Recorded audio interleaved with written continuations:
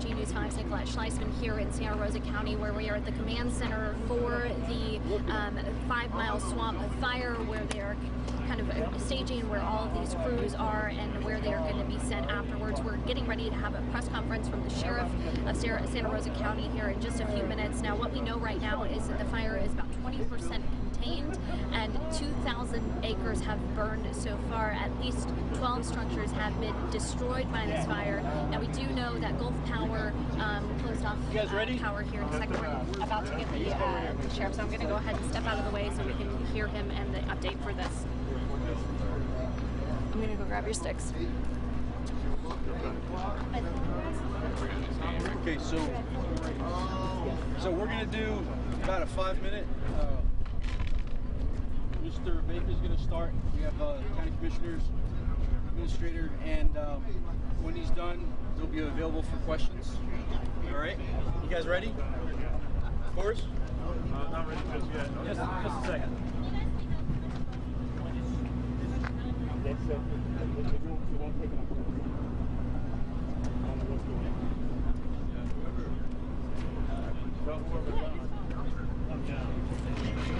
I'm out.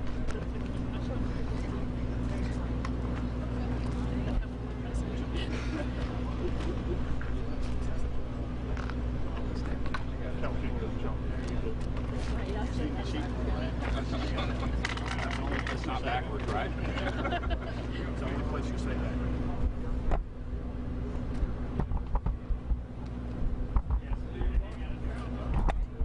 First, you guys up yet?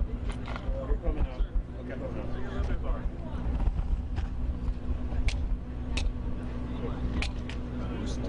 Channel 5. Do you mind if I wrap this around here real quick?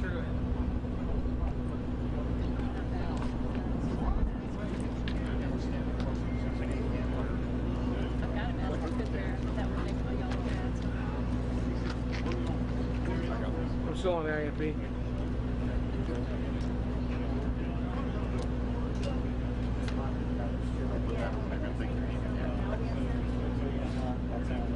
You guys ready?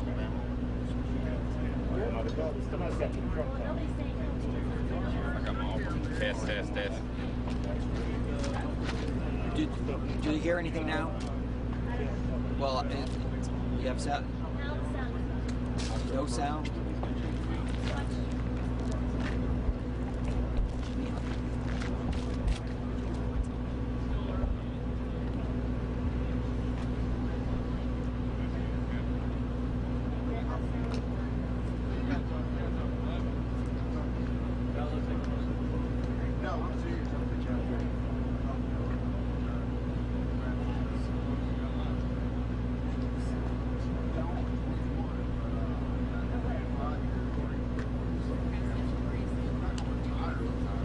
You guys ready? Okay, Brad Baker, Public Safety Director with Santa Rosa County. We're here out at the 5 Mile fire staging area. Just give y'all a quick update.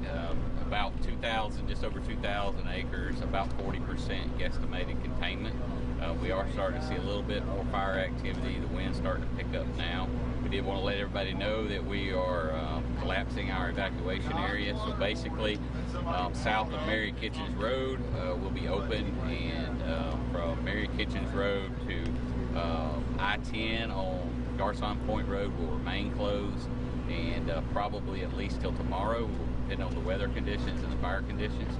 If you're on Mary Kitchens Road, you'll be what's considered a level 2. We're going to let you back into your residence, but you need to be prepared to leave at a moment's notice. And same thing on the east side of Avalon Boulevard between Mary Kitchens Road and I-10. Same thing, a level 2. Everybody else will be a level 1. You can come back in. You should pay attention for any evacuation alerts, but we're going to work on getting you back in. For those between the Mary Kitchens Road and I-10, we'll reevaluate it tonight, and tomorrow morning we'll provide you an update of when we're going to open that area. Gulf Power is working hard right now. They have over 70 poles that are burnt through and a lot of infrastructure damage, so they're working hard and have brought in a bunch of extra crews, so we'll see how long it takes to get power back to this area as well. So, and I will turn it over to Sheriff Johnson if he has anything. Yeah, just real quickly, to everybody out there, this is a fast-moving fire, really fast-moving. So you may get a deputy, depending on the wind change, coming to your door and saying, hey, you have to leave. We're not asking. People have to leave their homes. We just took a tour with the governor, and I can't tell you how many houses are burnt to the foundation. So when you get a deputy or somebody at your door saying leave, it's time to go. We're not playing around. This is a fast-moving fire, and we don't want to lose any more life. So far, 0 fatalities, and no firemen have been injured. And we want to keep it that way. So that's about it. Thank you. Any injuries? None that we're aware of right now. How many homes were destroyed, so far? I think the last count was 17. We have confirmed 13. We have numbers up to 17, and we're working our damage assessment to get finalized. That's county destroyed. We haven't even tackled the numbers that are just damaged. Those are burnt to the ground, 13, and we're working to finalize those numbers. How many agencies do you have from around the state out here? We have two strike teams from Region 3, which is the Jacksonville area. So Jacksonville sent 5 engine companies and a strike team leader, and then another combination strike team. I believe it was Alachua County, Marion County, St. John's, Clay, and Putnam, I think. And then we have some resources from Escambia County, resources from the military out here, and then forestry has bought in some additional units from outside of the region as well. So a lot of stuff. You hear the helicopter flying now. They do have 3 air assets to dropping water and another aerial to do observation and direct crews. So a lot of resources out here. We plan to continue to keep those resources out here. We're expecting a wind shift tomorrow. So we're working our strategies and planning out tomorrow as it'll turn and blow out of the south to the north. Now, Sheriff, you were on that tour here with the governor. How do you feel that tour went? It seemed like he had to rush out of here. Do you know why? No, I don't know why he had to rush out. I can tell you this, he's very concerned, and he's offered to give us as much help as we need. And we have a great governor, and he cares about Santa Rosa County, and that's obvious. He came all the way out here to provide the damage area. What help do you feel that you need that you don't have right now? Right now, we're good. As Brad said, if the wind changes and it moves north, we may need some more stuff, but he's committed to giving us whatever we need, which is a great thing. Now, those currently not allowed to go back to their homes, how long do you think they're looking at having to find somewhere else to live? I'll defer that one to Brad. So we have anyone who's requested shelter, we have them in a hotel now. So we'll continue that as long as we have the evacuation order in place. Sorry about that. So as long as the evacuation order is in place, we'll continue to put them in a hotel if that's needed. And then, we'll work with them and their insurance companies that they have them on long-term recovery. So. You're probably seeing fix your mic. What's the future look like for this fire? How many more days can we expect it to grow, twin, fight, and be contained? Containment is a hard word to discuss right now. I mean, with the ever-changing conditions, I think that's tough to say. I mean, forestry is estimating about 40%, and those guys are working hard out there on those plow crews, but depending on the weather. The weather is the real key to this. That's why we'll stay out here. To be considered fully out, many days, weeks before that's going to happen. So, yeah, because we're not expecting any substantial rainfall. So hopefully we'll get a little bit tomorrow night, I think it was, or the next night, and very little bit, but any will help. And then we'll probably have a breather day, and then we'll gear up for whatever the next weather environment brings us. Now go ahead. How many total firefighters do you have working for this? Don't have that count, but my guess is probably 75, not counting the forestry units.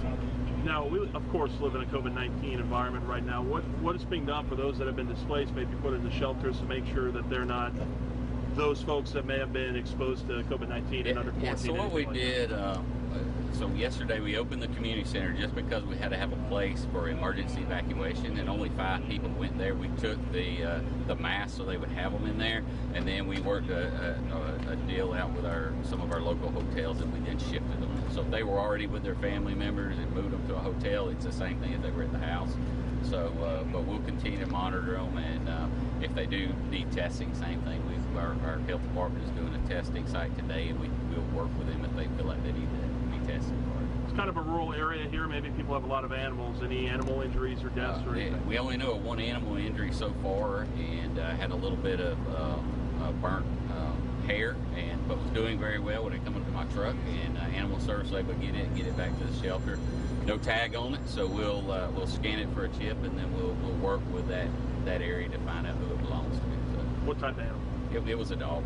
There's a lot of livestock in this area. We have not seen any free roaming. There's a lot of fences that have burned, but there's also not a lot of green left, so they're kind of concentrating in the pastures that they're in. So, and we've been working with a lot of the citizens and doing damage assessment for them and letting them know if their house was destroyed or not, and checking on their livestock. So we understand this was a prescribed bird that got out of control or escaped is the word. What can you tell us about that and what's being done there? I mean, did that person have a permit, I imagine? Yeah. So, means our forestry rep is not here. I don't want to go into it a lot, but they were issued a burn authorization for that day based on all the equipment they had on site, as we talked about yesterday, and it did get out of control there. And the ag law is working that side of it, and they're out at the point of origin investigating that. We noticed coming in, there was some vegetation burn close to houses, but the houses were never touched. Could it have been because the shiftings of the winds were also unpredictable yesterday? It could have been that. We also had a lot of fire resources out here, so what we were doing is structural protection. So basically, we were bouncing from house to house. Unfortunately, once a house catches on fire and the fire is moving so rapidly, we just have to pick up and move to the next one. So it might be that we could knock it down. You'll see a lot of areas that we have what's called defensible space, and those houses are fine. So you have it's a good mitigation strategy when you live in a urban wildland interface area. You need to have some space that's defensible. That allows the firemen and the forestry guys to be able to save your house in a wildfire. So you don't want the trees right up to the house where the fire's going to roll off the trees and roll into your house. Do you feel a lot of people heeded the evacuation warnings? We do. Some had to be re-encouraged with face-to-face, but we do feel like that because we did not have any injuries or no loss of life that we know of. And as Brad and the sheriff said earlier, if you live in the area, please heed those evacuation warnings. Stay tuned over the next couple of days, especially to our emergency management department, the news that's coming out. If you need to get out of the area, leave. And I also, on behalf of the Board of County Commissioners, want to express my appreciation to all of our local firefighters, forestry, and again, the firefighters from across the state who have come. This has been truly a statewide effort, and we appreciate everything they're doing to protect our community. All right, thank you. Can we, just for the record, to get you all to say your first and last names and titles? Brad Baker, Public Safety Director. Lane Lyncher, County Commissioner, District 5. Bob Johnson, Sheriff, Santa Rosa County. Thank you, guys.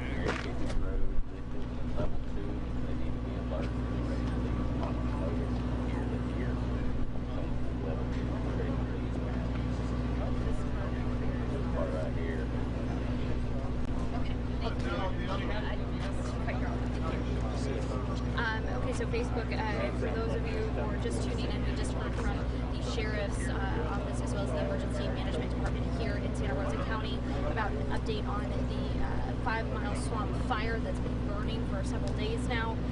They have lifted some of the evacuation notices. Mary Kitchens Road South has been lifted. People can return to their homes. ready to leave if they need to. But from Mary Kitchens on Garcon Point Road to I-10 are still under an evacuation order there. Now we do know that 13 houses have been confirmed burned to the ground. They said that this is a fast-moving fire, and deputies may be coming to your door if you're still at home and make you leave at a moment's notice. They have seen several houses that have been burned completely to the foundation, but luckily we do know that there are no fatalities and no injuries at this point. This has burned over 2,000 acres so far, and they've also had it 20% contained at this time. Now, Gulf Power is out right now trying to restore power where they can. Some of their telephone poles have been destroyed and damaged in the fire, so they can't restore power everywhere, but they're doing it wherever they can. The governor just came here to survey the damage just a few minutes ago, left just a few minutes before noon, after surveying that damage here. Again, they are saying that this is a fast-moving fire, and it will take some time to get it under control and contained. Reporting live in Santa Rosa County, Nicolette Schleisman, WKRG News 5.